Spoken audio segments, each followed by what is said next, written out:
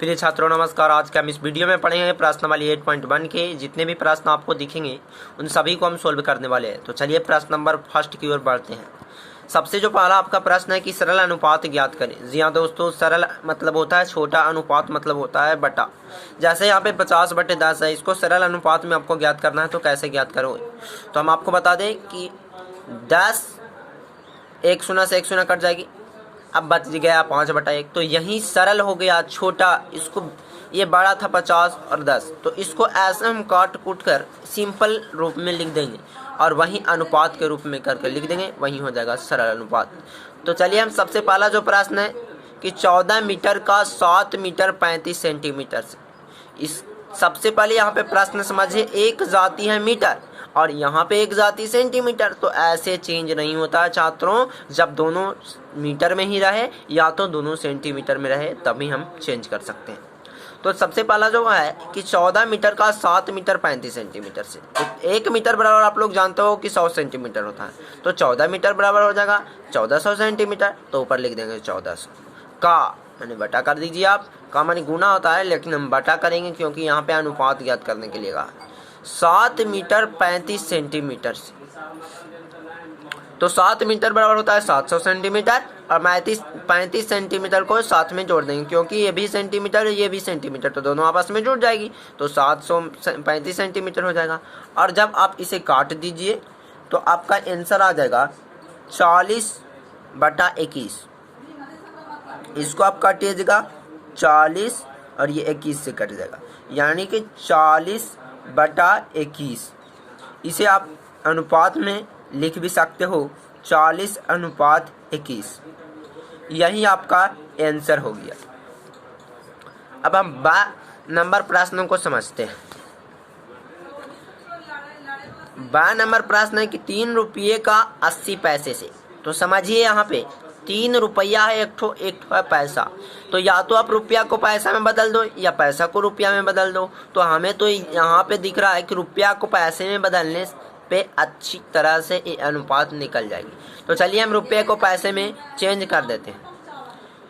यहाँ पे देखिए आप 3 रुपया है, 1 रुपया बराबर आप जानते हो कि 100 पैसा होता है, तो 3 रुपया बराबर 300 पैसा हो जाएगा। तो यहाँ पे सॉल्यूशन लिख दीजिए, 3 रुपया बराबर हो जाएगा 300 पैसा बटा, अनुपात ज्ञात करना है तो बटा लिखेंगे। 80 पैसा है तो 80 पैसा, ये तो भी पैसा में ये भी पैसा में, तो पैसा लिखा जाएगा। अब देखिए एक शून्य से एक शून्य कट जाएगा और देखिए 4 दूनी 8, 15 दूनी 30, यानी 15/4 इसका आंसर हो जाएगा। अब आप प्रश्न नंबर 7 की ओर बढ़ सकते हो। प्रश्न नंबर 7 है कि 150 केजी का 210 किग्रा से, यानी कि 150 केजी बराबर होता है आपका, और यहाँ पे भी 200 केजी है। तो दोनों जब केजी में है तो इसको हम किस लिए चेंज करेंगे, बस आप सॉल्यूशन लिखिए और 150 और बटा में 210 लिख दीजिए। एक शून्य से एक शून्य कट गया, 5 या 15 कट जाएगा, 7 या 21 कट जाएगा, यानी 5/7 इसका 7 आंसर हो जाएगा, राइट आंसर हो जाएगा। अब आपको 10 नंबर प्रश्न की ओर बढ़ते हैं। 10 नंबर प्रश्न है 2 घंटे का 50 मिनट से, तो सबसे पहले यह जानिए कि 1 घंटा बराबर होता है 60 मिनट, तो या तो हम दोनों को मिनट में चेंज कर देंगे या दोनों को हम घंटे में चेंज करेंगे। तो 50 मिनट को हम घंटे में कैसे चेंज करेंगे, इसीलिए हम घंटे को मिनट में चेंज करेंगे। तो 1 घंटा बराबर 60 मिनट होता है, तो 2 घंटा बराबर 120 मिनट हो जाएगा, यानी कि सॉल्यूशन हम लिखेंगे 120 मिनट बटा 50 मिनट। 1 शून्य से 1 शून्य कट जाएगी, अब बच गया यहाँ पे 12/5, यही आपका आंसर हो जाएगा 12/5। हम आपको बता दें कि पहला प्रश्न यहाँ पे सभी आ ब स द सोल्व हो गया। अब दूसरे प्रश्न की ओर हम बढ़ेंगे। प्रिय बच्चों, अब आपका जो प्रश्न नंबर 2 है कि निम्नलिखित अनुपातों को प्रतिशत में परिवर्तित करिए। अब ये समझिए कि अनुपात तो आप लोग पीछे बता दिए कि बटा में है बाबू, उसको अनुपात में आप लिख देना। जैसे 5/5, तो ये कट जाएगा, तो 1/1 बच गया। तो यही को हम 1:1 करके लिख देते हैं, यानी कि बटा का ही मीन है यहाँ पे अनुपात। तो उसी प्रकार का निम्नलिखित अनुपातों को प्रतिशत में, अनुपात दिया रहेगा आपको, इसको प्रतिशत में ज्ञात करना है। तो किसी भी संख्या अगर अनुपात आपको दिया रहेगा, उसको प्रतिशत में चेंज करने के लिए आपको 100 से गुना करना पड़ता है। तो चलिए हम एक एक प्रश्नों को यहाँ पे सोल्व करते हैं। जैसे कि यहाँ पे आ में है 3:25, तो अनुपात का मतलब अभी बताएं कि आप बटा होता है, तो सॉल्यूशन लिखेंगे 3/25, क्योंकि अनुपात का अर्थ होता है बटा, तो 3/25 लिख दिए। और आपको यहाँ कह रहा है अनुपातों को प्रतिशत में परिवर्तित करना, तो प्रतिशत में परिवर्तित करने के लिए हम 100 से गुना करते हैं और 25 4 100 गुना करने हैं, तो 4 तिया 12, यानी कि 12% इसका राइट आंसर हो जाएगा। आपको कोई नहीं काट सकता इसमें। ब नंबर है कि 16:25, तो 16:25 है, तो सॉल्यूशन लिखिए।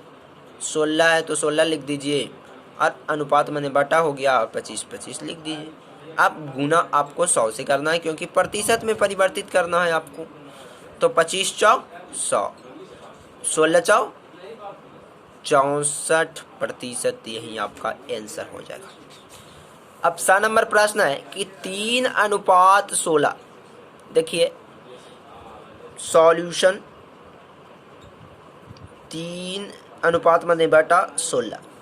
अब आपको प्रतिशत में परिवर्तित करना है, तो 100 से गुना कर देंगे। तो आप 100 से गुना करोगे तो यहाँ देखो 4 4 16, 25 4 100, इतना आया। अब 25 75 बटा 4। आप इसे चाहो तो प्रतिशत अनुपात में भी ज्ञात कर सकते हो, इस प्रकार भी छोड़ सकते हो, इसमें कोई दिक्कत नहीं है। अगर आप नहीं छोड़ना चाहते हो तो आप 18.75% लिख सकते हो, यही आपका राइट आंसर हो जाएगा। अब चलिए प्रश्न नंबर अब तीसरे की ओर बढ़ते हैं। तीसरा प्रश्न कर रहा है कि 60 विद्यार्थियों में से 40% विद्यार्थियों को विज्ञान विषय रुचिकर लगता है भाई। तो उन विद्यार्थियों की संख्या बताइए जिन्हें विज्ञान विषय में कम रुचि लगता। तो इसके लिए आप देखिए, सबसे पहले प्रश्नानुसार लिख सकते हो। सॉल्यूशन बराबर प्रश्नानुसार, प्रश्नानुसार मतलब होता है प्रश्न के अनुसार। ओके, तो प्रश्न के अनुसार जो जो प्रश्न में आपका दिया हुआ है वो सबसे पहले लिख दीजिए। यहाँ पे लिख दीजिए आप कि विद्यार्थियों की संख्या, विद्यार्थियों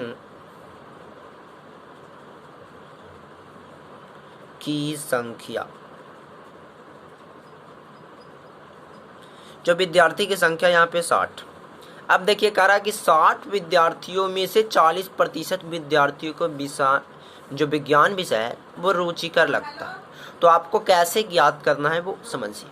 कह रहा है 60 विद्यार्थी है, उनमें से 40% विद्यार्थी को विज्ञान विषय रुचिकर लगता है। तो उन विद्यार्थियों की संख्या बताइए जिनमें से जिन्हें विज्ञान विषय कम रुचि लगता है। तो सबसे पहले हम 40% निकालेंगे 60 विद्यार्थियों का। तो लिखेंगे कि विज्ञान विषय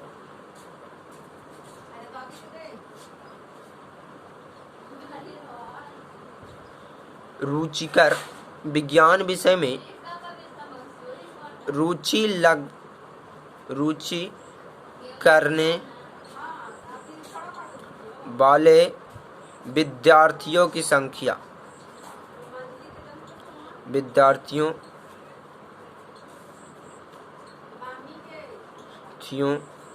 की संख्या। तो देखिए विज्ञान विषय में रुचि करने वाले विद्यार्थियों की संख्या ज्ञात करना है। तो आपको सबसे पहले क्या करना होगा कि 60 टोटल विद्यार्थी हैं, तो इसमें से 40% विद्यार्थी हैं। तो 40% यानी 60 × 40% ज्ञात करना है, तो 100 से भाग, 1 शून्य से 1 शून्य कट जाएगा, 1 शून्य से 1 शून्य कट जाएगा, यानी 6 × 24। अब यहाँ देखिए आप 6 × 24। अब यहाँ देखिए आप कि विज्ञान विषय में रुचि करने वाला विद्यार्थी की संख्या 24 हो गया। 24 हो गया। तो आपको यहाँ क्या पूछ रहा है कि उन बच्चों की या विद्यार्थियों की संख्या बताइए जिन्हें विज्ञान जो विषय है वो कम रुचि लगता है। तो कम रुचि लगता है जिनको, टोटल तो 60 विद्यार्थी हैं, अब जिसमें 24 विद्यार्थियों को विज्ञान विषय अच्छा लगता है, तो जिसको नहीं अच्छा लगेगा इसमें से 60 में से घटा देंगे तो पता चल जाएगा कितने व्यक्तियों को अच्छा नहीं लग रहा है। तो हम लिखेंगे कि विज्ञान विषय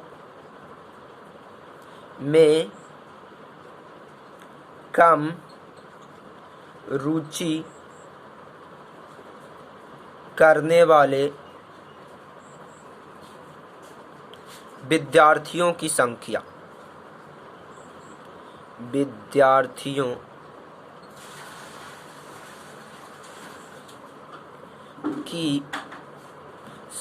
बराबर, टोटल विद्यार्थी है 60 और उसमें 24 को जो है रुचि लग रहा है, तो नहीं लगेगा किसको किसको, तो कैसे पता चलेगा, 60 में से 24 घटा देंगे, तो 60 में से 24 घटाइएगा तो 36, यानी कि 36 ऐसे विद्यार्थी हैं जिन्हें विज्ञान विषय में रुचि नहीं लगती है।